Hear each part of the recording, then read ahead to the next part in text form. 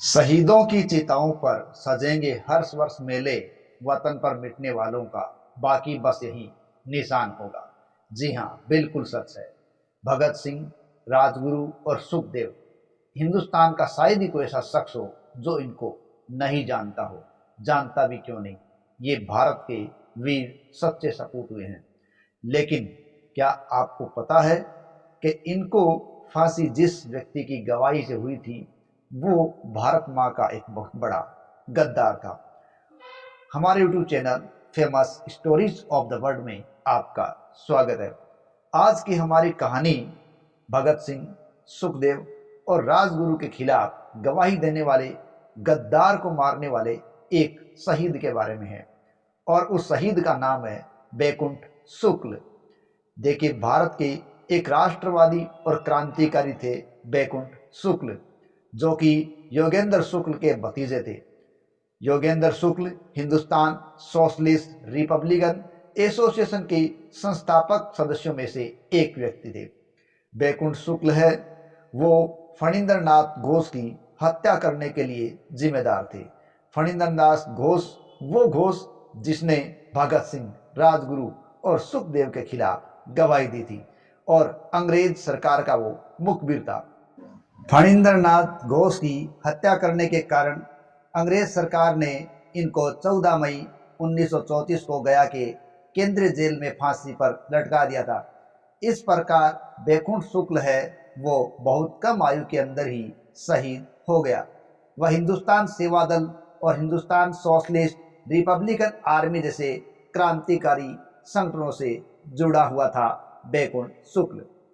देखिए, बैकुंठ शुक्ल का जन्म 15 मई 1907 को जलालपुर गांव में हुआ था, और ये जलालपुर गांव वर्तमान में बिहार के लालगंज प्रखंड के मुजफ्फरपुर जिले में है। और उनके चाचा थे योगेंद्र शुक्ल, वो भी एक महान क्रांतिकारी थे जो बिहार में ही हिंदुस्तान रिपब्लिकन एसोसिएशन का नेतृत्व कर रहे थे, और उन्हीं के सानिध्य का बैकुंठ शुक्ल पर भी गहरा प्रभाव पड़ा था। और वो 18 वर्ष की आयु में ही अपनी पत्नी सहित आज़ादी की लड़ाई के अंदर कूद पड़े थे। इनकी अपनी जो प्रारंभिक शिक्षा थी वो गांव में ही हुई थी, और गांव मथुरापुर में एक निम्न प्राथमिक विद्यालय में ही वो एक शिक्षक के रूप में लग गए थे। उन्होंने 1930 के सविनय अवज्ञा आंदोलन में बढ़ चढ़कर हिस्सा लिया था। सविनय अवज्ञा आंदोलन वो आंदोलन जो गांधी जी के आग्रह पर हुआ था, और इसके लिए उन्हें पटना कैंप में सजा भुगतनी पड़ी, और इसी सजा से बैकुंठ शुक्ल की जेल यात्रा शुरू हुई थी। बाद में गांधी इरविन समझौता हुआ, और इस समझौते के बाद उन्हें अन्य सत्याग्रहियों के साथ रिहा कर दिया गया था। लेकिन रिहा होने के बाद 1931 में मुजफ्फरपुर के ऐतिहासिक तिलक मैदान में पत्नी राधिका देवी के साथ ही इन्होंने झंडा फहराया था। राधिका देवी तो वहां से बच निकली, लेकिन बैकुंठ पकड़ लिए गए थे, और बाद में 1932 में इनकी पत्नी राधिका देवी भी पकड़ ली गई थी। सेंट्रल असेंबली बम कांड में भगत सिंह, सुखदेव और राजगुरु को 1931 में फांसी की जो सजा हुई थी, वह बेतिया निवासी फणींद्र नाथ घोष के इकबालिया गवाह के रूप में दिए गए बयान के कारण हुई थी, क्योंकि वो सरकारी गवाह बन गया था और अपने साथियों के साथ ही गद्दारी कर रहा था। क्योंकि फणींद्र नाथ है वो हिंदुस्तान सोशलिस्ट रिपब्लिकन एसोसिएशन का ही सदस्य था, और इसी सदस्यों के साथ वो गद्दारी कर रहा था, और बिहार पर यह एक बहुत बड़ा कलंक था। 1932 के उत्तरार्ध में देश के अन्य क्रांतिकारियों ने यह संदेश भेजकर पूछा कि इस कलंक को धोओगे या ढोओगे। यह कथन एक बहुत ही बड़े गूढ़ अर्थ को अपने आप के अंदर समेटे हुए था।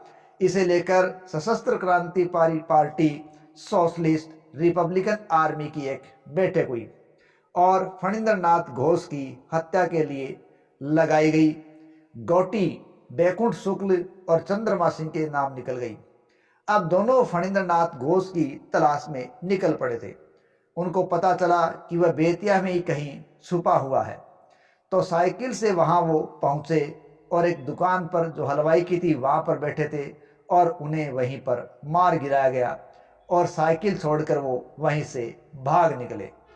तब फणींद्रनाथ घोष अपने मित्र गणेश प्रसाद गुप्त से बात कर रहे थे। गणेश ने बैकुंठ शुक्ल को पकड़ने का प्रयास भी किया तो उस पर ही प्रहार करना पड़ा था।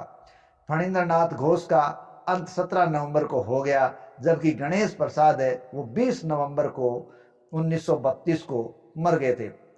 और जांच से इस बात की पुष्टि हो गई कि फणींद्रनाथ घोष की हत्या बैकुंठ शुक्ल और चंद्रमा सिंह ने की थी, क्योंकि यहां से भागने में बैकुंठ शुक्ल है वो कामयाब हो गए थे, लेकिन बताया जाता है कि उनकी धोती वहीं रह गई थी और इसी की वजह से उन पर शक कर लिया गया और वो पकड़ में आ गए थे।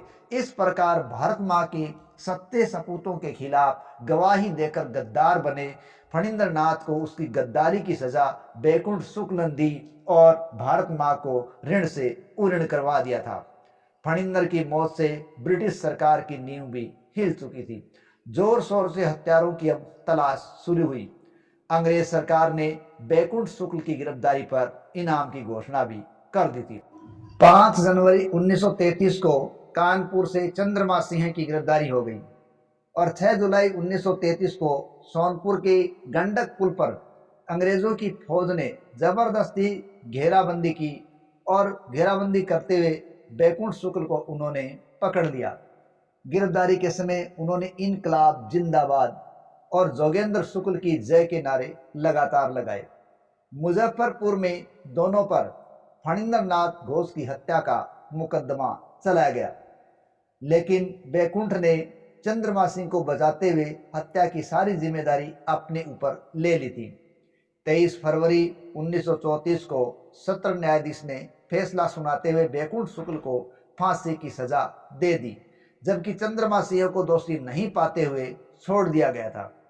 बैकुंठ शुक्ल ने सत्र न्यायाधीश के फैसले के खिलाफ पटना उच्च न्यायालय में बाद में अपील की, लेकिन 18 अप्रैल 1934 को हाईकोर्ट ने सत्र न्यायाधीश के फैसले को ही बरकरार रख दिया। 13 मई को रात भर वे देशभक्ति के गीत गाते रहे। अन्य कैदियों ने भी रात में खाना नहीं खाया। 14 मई 1934 को गया जेल में बैकुंठ शुक्ल को फांसी दे दी गई। उन्होंने सरफरोशी की तमन्ना अब हमारे दिल में है, देखना है जोर कितना बाजुए कातिल में है, गाते हुए फांसी का फंदा चूमा था। बिहार राज्य सरकार ने बैकुंठ शुक्ल की आदमकद प्रतिमा मुजफ्फरपुर में लगाई है और उनके नाम पर गया केंद्रीय जेल का नाम रखने की मांग भी विभिन्न संगठनों द्वारा समय समय पर की जाती रहती है। आज 14 मई है और हम सब देशवासियों का ये कर्तव्य है कि इस प्रकार के शहीदों की गाथा या उन वीरों की गाथा जिन्होंने भारत भूमि को आज़ाद कराने के लिए, अंग्रेजों से पीछा छुड़ाने के लिए या भारत भूमि के गद्दारों को यहाँ से निकालने के लिए, उनको दुनिया से निकालने के लिए, उठाने के लिए अपने आप को झोंक दिया था और भारत भूमि को एक सच्चे वीर सपूत के रूप में अपने आप को अर्पित कर दिया था। ऐसे महान क्रांतिकारियों को सत सत नमन। जय हिंद, जय भारत।